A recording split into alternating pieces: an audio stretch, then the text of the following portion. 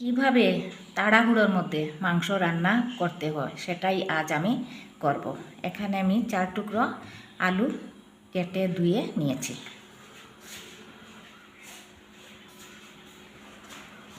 কয়েক টুকরো দেশি মুরগির মাংস দিয়ে দিলাম আলুর মধ্যে।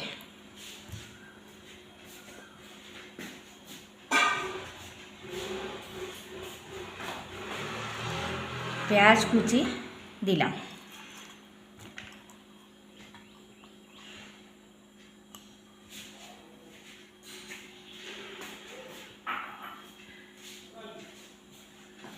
দিলাম রসুন আর আদা বাটা।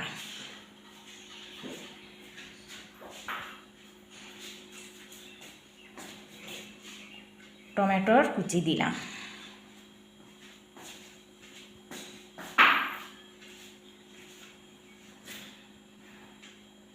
স্বাদ মতো লবণ দিলাম। 1 চামচ ধনে গুঁড়ো দিলাম। 1 চামচ লাল লঙ্কা গুঁড়ো দিলাম। আধা চামচ হলুদ গুঁড়ো দিলাম।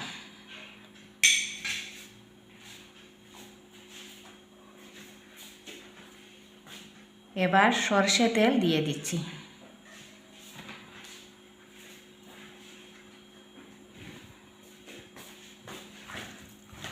ভালো করে মেখে নেব।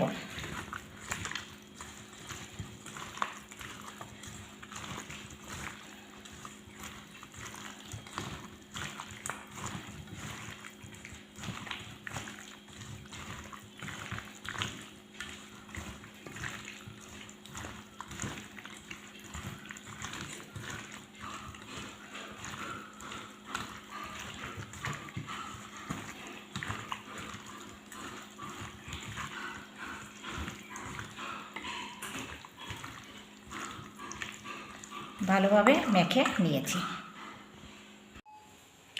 প্রেসার কুকারের মধ্যে সব দিয়ে দিচ্ছি।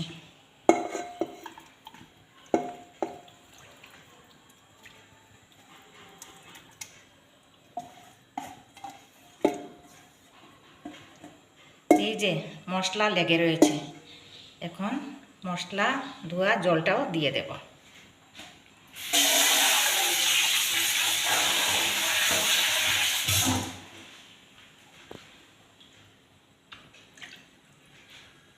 মশলা ধোয়া জলটাও দিয়ে দিলাম।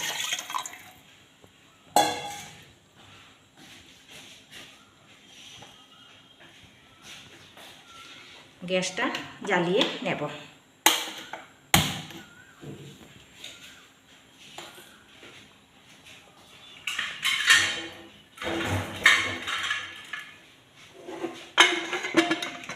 প্রেসার কুকারের ঢাকা বন্ধ করে দিচ্ছি।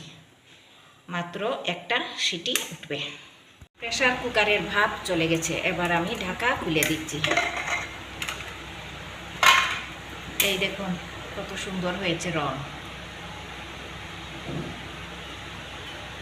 এবার একটা কড়াইতে সব ঢেলে নেব।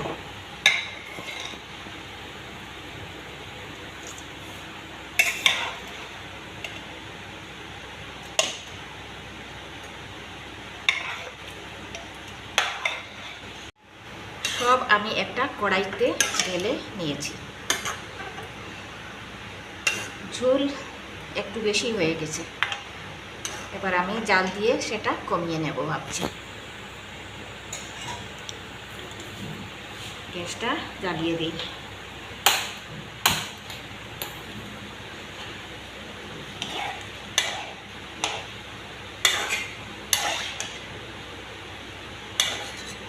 কিন্তু কাঁচা তেলের একটুও গন্ধ নেই।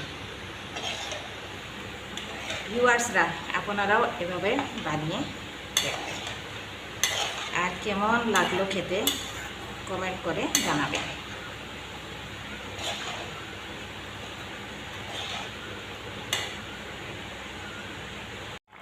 জাল দিয়ে ঝোলটা কমিয়ে নিয়েছি। দেখুন কারিটা কীরকম টকবক করে উঠছে। দেশি মুরগি আলু দিয়ে খুব তাড়াহুড়োর মধ্যে কীভাবে রান্না করা যায় সেটাই আজ আমি করলাম। এবার ওপরে ধনেপাতা দিয়ে তারপর নামিয়ে নেব। কারিটা রান্না হয়ে গেল। অবশেষে বলছি, এই যে আমি কাঁচা সর্ষের তেল দিয়েছিলাম, কাঁচা সর্ষে তেলের কিন্তু একটুও গন্ধ নেই। এভাবেই আপনারাও রান্না করে দেখবেন আর আমাকে কমেন্ট করে জানাবেন।